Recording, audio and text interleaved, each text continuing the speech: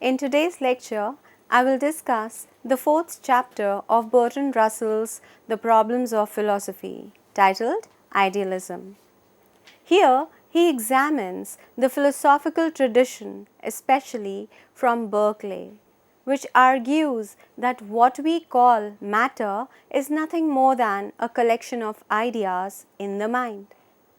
Russell carefully considers this position, acknowledging its appeal but ultimately challenging it.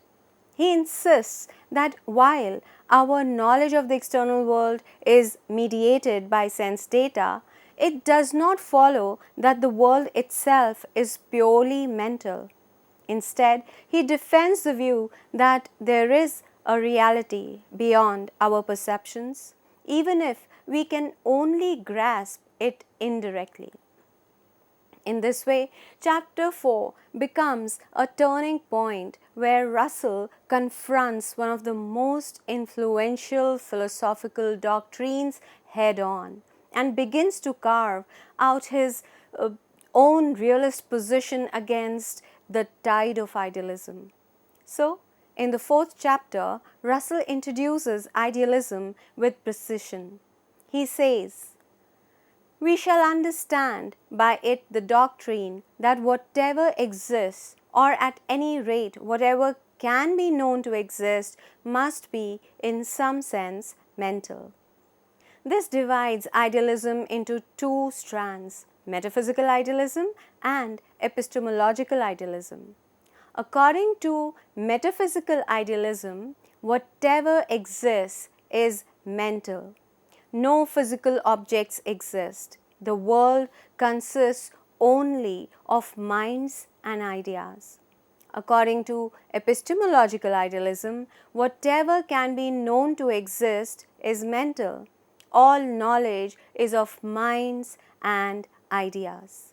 It should be clear that if we accept metaphysical idealism, epistemological idealism follows. But one might accept epistemological idealism while denying metaphysical idealism. This distinction is subtle but crucial because it shows how far-reaching the implications of idealism can be. Russell reminds us that there is no doubt that common sense regards tables and chairs and the sun and moon and material objects generally as something radically different from minds and the contents of minds, and as having an existence which might continue if minds ceased. This means common sense rejects idealism, and it insists that matter and physical objects existed long before minds and continue to exist independently of them. Yet, Berkeley, the great defender of idealism, challenges this intuition. He argues that what we call matter is nothing more than a collection of ideas in the mind. Let us first understand what, according to Berkeley, is an idea.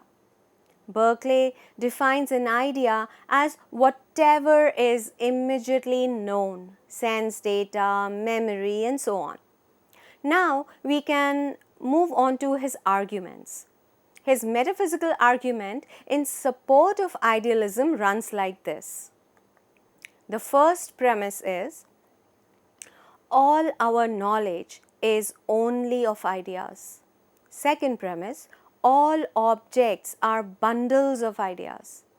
Third premise, all ideas exist only in a mind. Conclusion, therefore, all objects exist only in a mind. This is captured in his famous phrase, esse est percipi, to be is to be perceived. His epistemological argument is similar, and it runs like this. Premise 1, all knowledge is through perception. Premise 2, we perceive only ideas. Premise 3, all ideas are only in a mind. And conclusion, therefore, all knowledge is only of what is in a mind.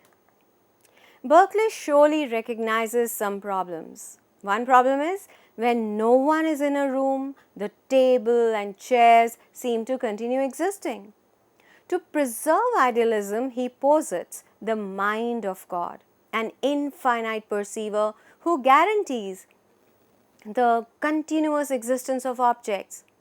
As Russell puts Berkeley's claim, the existence of God is therefore necessary in order to secure the continued existence of things when they are not perceived by us. Another problem is that of relativity of perception. We all see the table in front of us in slightly different ways. If what we perceive is what is in the mind, then each of us has a different idea or set of ideas of the table in each of our minds.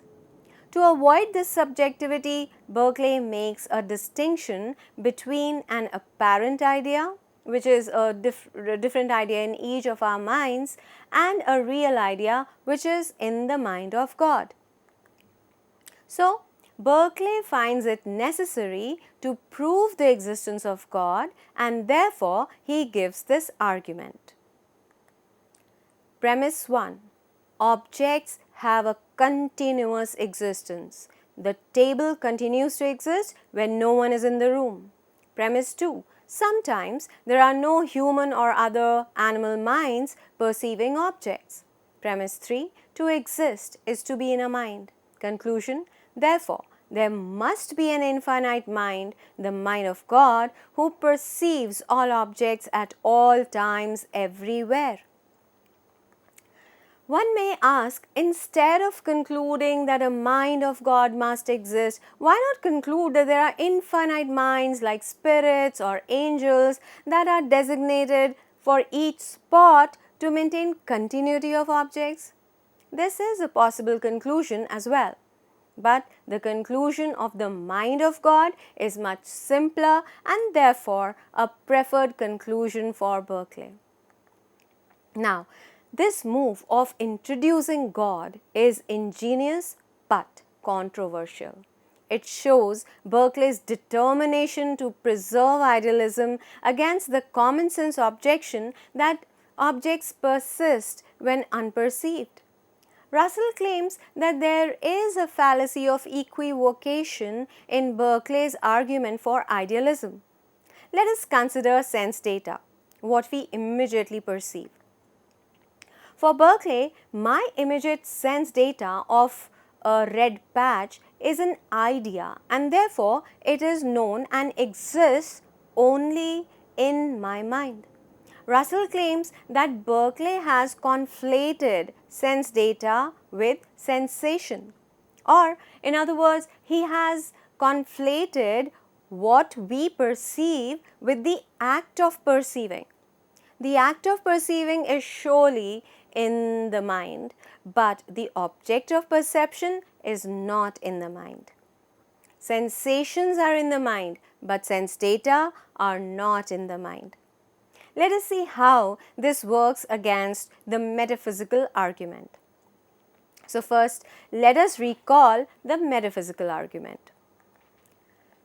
Premise 1. All our knowledge is only of ideas. Premise 2. All objects are bundles of ideas. A tree is simply a collection of ideas. Premise 3. All ideas are only in our mind. Conclusion. Therefore, all objects are only in our mind. The equivocation is with regard to the word ideas. Let us also recall the definition of ideas, which is whatever is immediately known. There is an ambiguity here. Now, what is immediately known?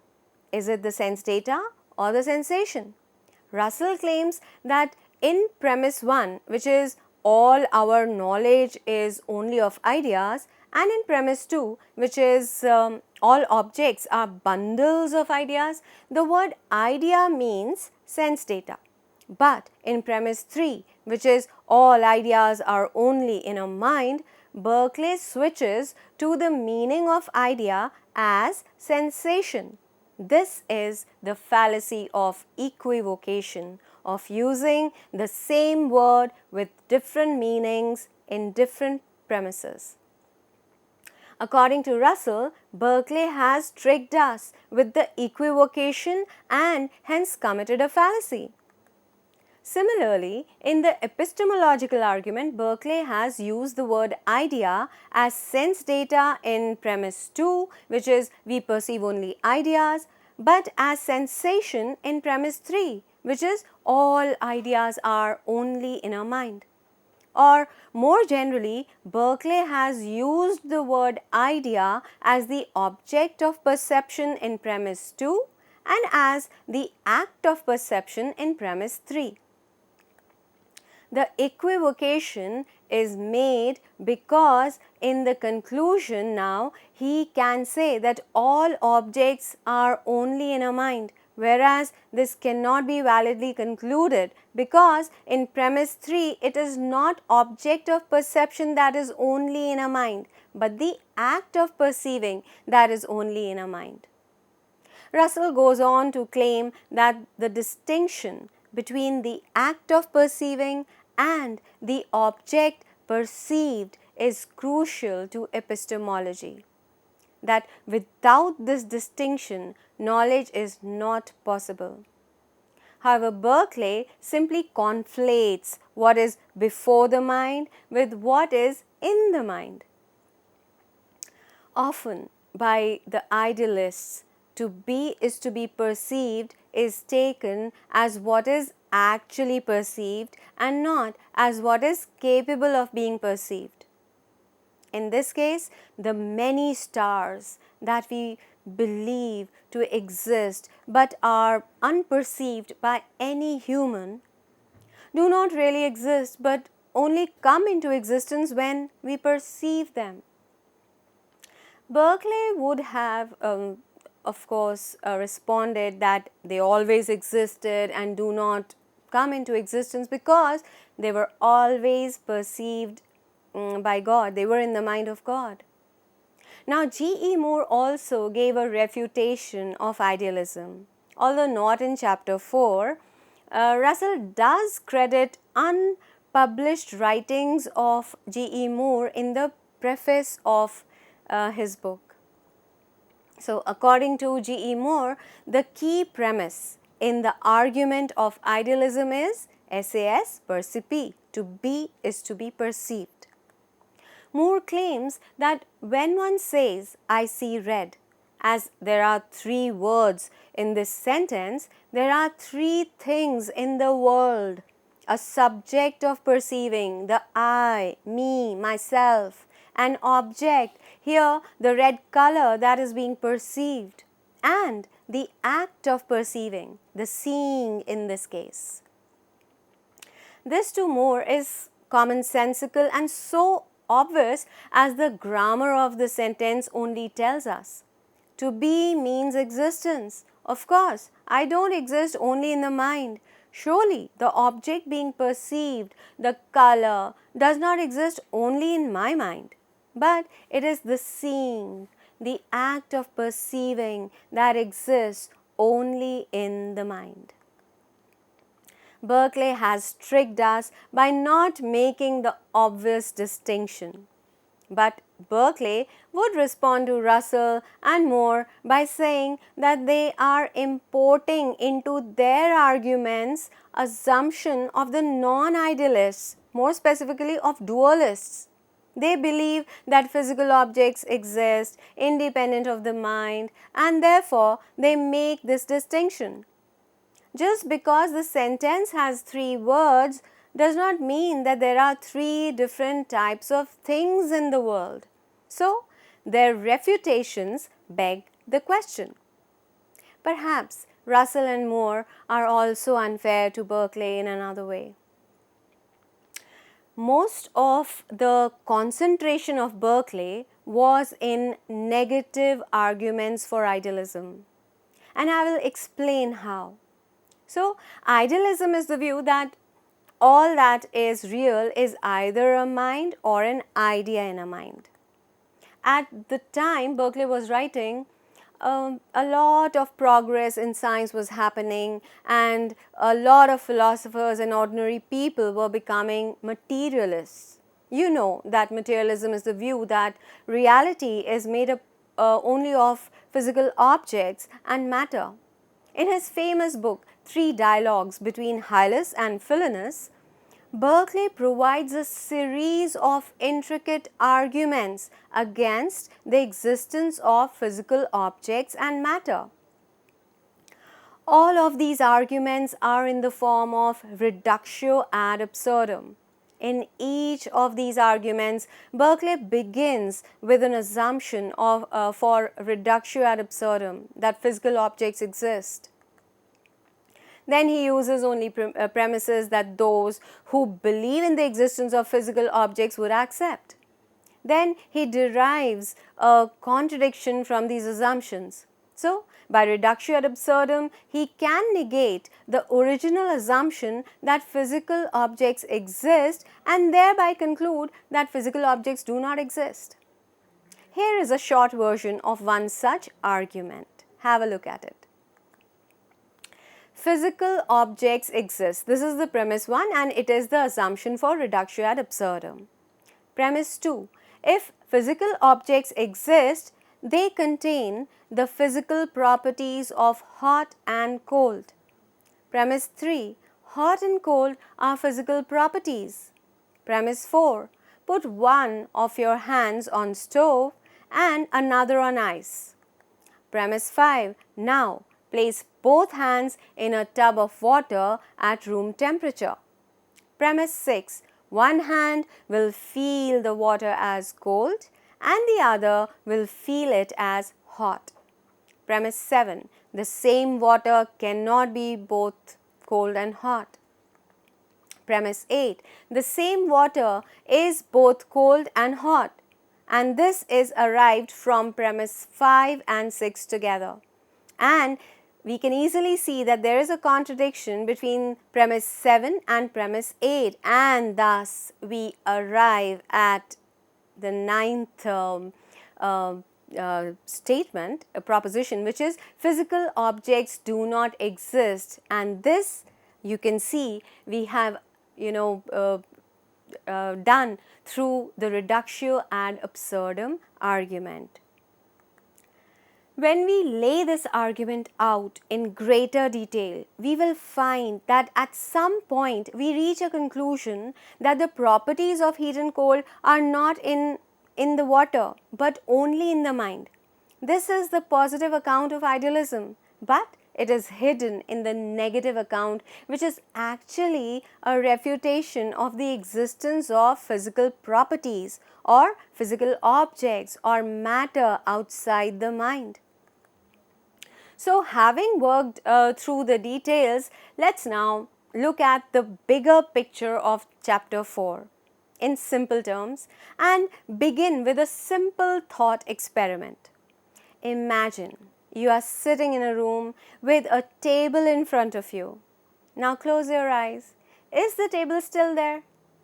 Some of you will confidently say yes, while others might wonder if it disappears when no one is perceiving it. That very question lies at the heart of idealism, and that's a radical challenge to common sense, which tells us that objects exist whether or not we are looking at them. Berkeley argued that what we call physical objects are really just collections of sense data, things like colors, sounds, and textures that exist only in the mind of the perceiver. Berkeley's famous phrase captures this perfectly. To be is to be perceived. So, if no one is perceiving the tree in the forest, does it really exist? According to Berkeley, not in the way we usually think. Russell doesn't dismiss Berkeley's argument as absurd. He acknowledges its strength because when we examine our experience, we only ever encounter sense data, what we see, hear, and feel. But Russell insists we must distinguish between sense data and physical objects. He says common sense itself does not offer any clues to the true intrinsic nature of physical objects. Everyday intuition doesn't tell us what objects are really like in themselves. It only tells us how they appear to us. Let's pause and imagine a tree falling in a forest with no one around. Does it make a sound? If you think yes, you are siding with realism, the belief that objects exist independently of perception. If you think no, you are leaning toward Berkeley's idealism. Which side feels more convincing to you? Think about it. Now, this simple thought experiment shows how idealism challenges our everyday assumptions.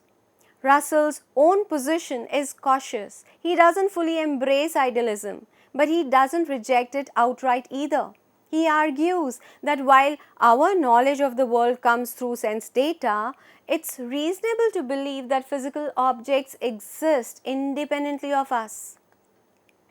The table we see is not just the brown color and the hardness we feel. It is something beyond those appearances, something that continues to exist even when we are not perceiving it. Russell's balanced stance is that idealism is a powerful philosophical challenge. But we should still hold on to the idea that physical objects exist beyond our minds. So, what's the lesson here? The lesson is idealism forces us to question the relationship between mind and reality. It asks whether the world depends on perception or whether perception is simply our way of accessing a deeper reality. Russell's contribution is to remind us that philosophy is not about dismissing common sense, but about examining it carefully. He shows us that while our experiences are mental, it makes sense to believe in a world that exists beyond them. To conclude, let me return to the same question. When you close your eyes, does the table in front of you still exist? Idealism challenges us to doubt the obvious, while Russell encourages us to think critically but still trust that the world is more than just our perceptions. Philosophy in this way is not about giving us final answers, but about sharpening our ability to ask better questions. And perhaps the most important question of all is, how do we know what is real? Russell's central objection is that Berkeley equivocates on the word idea. Berkeley conflates the act of perceiving with the object perceived. Sensations are in the mind, but sense data, the red patch, the sound, the texture, are not themselves mental. So, in Berkeley's metaphysical argument, the word idea means sense data in the first, second premises, but shifts to mean sensation in the later one. This equivocation allows him to conclude that all objects are in the mind, but Russell insists the conclusion does not follow. Russell also invokes G. E. Moore's common sense refutation. Moore points out that when we say I see red, there are three distinct elements: the subject I, the object red, and the act of perceiving, which is seeing. Only the act is mental, the object is not. This simple grammatical distinction undermines the idealist claim. Moore's argument is powerful because it appeals to ordinary language and common sense. It shows that idealism requires us to deny distinctions that are obvious in everyday experience. Russell acknowledges, however, that Berkeley's focus was often negative. He sought to dismantle materialism by showing contradictions in the notion of physical properties. For example, the classic hot and cold water experiment demonstrates that the same water can feel both hot and cold, which is contradictory if heat and cold are physical properties. Berkeley concludes that such properties must exist only in the mind. This strategy of reductio ad absurdum was central to Berkeley's defense of idealism. He aimed to show that materialism leads to contradictions and therefore must be rejected. But Russell's verdict is clear. For him, idealism arises from a confusion. By failing to distinguish between the act of perceiving and the object perceived, Berkeley collapses reality into the mind. Russell insists that this distinction is crucial to epistemology, for without it, knowledge is not possible. So, chapter 4 becomes a turning point. Russell confronts idealism directly, acknowledges its appeal, but dismantles it with sharp analysis.